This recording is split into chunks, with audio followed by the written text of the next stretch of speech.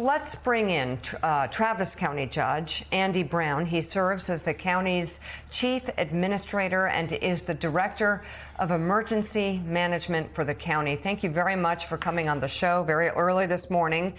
What is the very latest that you can tell us about the search, rescue, recovery efforts? Yeah, so like in Kerrville, it's still raining here in Austin. We're under flash flood watch until 7 p.m. today. That's slightly less severe than a warning, but it's still, we're not out of it yet. We have had a much more localized disaster here in Austin and Travis County, two creeks, Sandy Creek and Cow Creek, that were very severely hit in a very short amount of time by a lot of water. We've seen about 19 inches kind of localized in that part of Travis County, whereas the other, South Travis County, the rain has only been an inch or two. So this is a storm that was very sudden, very localized. And yesterday I went up in our emergency helicopter to kind of look at it from the air. And it's very clear that there is destruction and death along those creeks and along the houses and mobile homes that were next to those creeks. But then, a quarter mile away from the creeks, nothing at all, no destruction at all. Yeah. To me, just underscores just the vast power of this water and the power of flash floods. Judge, there's been talk through the weekend about possible cuts impacting the Weather Service, impacting rescue efforts. Far too early to assign blame. It seems to me that every local and county and state and national official are all saying those investigations need to be had in the coming weeks and months. But I did note you have actually come out and thanked the National Weather Service. You said their forecasts saved lives. Tell us about that.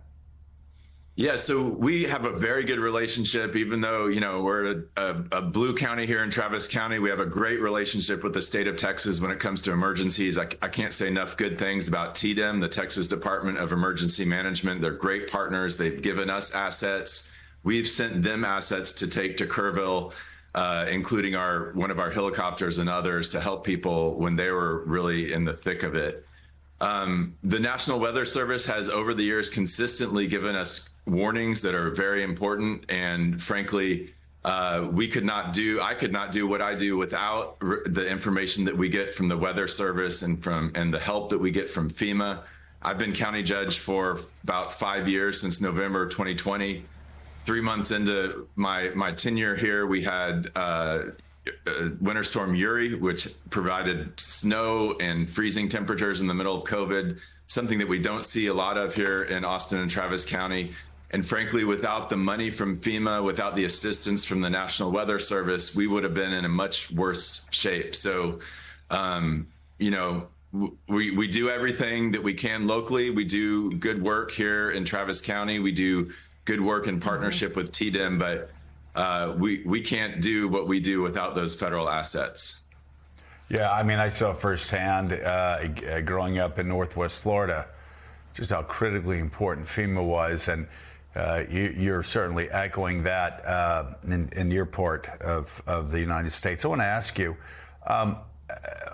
how critical is FEMA funding? How critical is the National Weather Service funding for you to do your job, to protect lives, to send the sort of warnings to people, whether it's in Texas Flash Flood Alley or whether it's in Hurricane Alley in Florida? How important is continued funding of FEMA for you and your constituents and the people whose lives you try to save every day? It is absolutely 100% critical. We just do not have the funding, the infrastructure to look at weather in the ways that National Weather Service can. It seems that there, for a time at least, were a little slower notifications, over the past 6 months from our local sort of Twitter accounts run by the National Weather Service. Those seem to have picked up again, but there was definitely a period where it was pretty uncertain. I don't know where it stands today, but we have to have that information.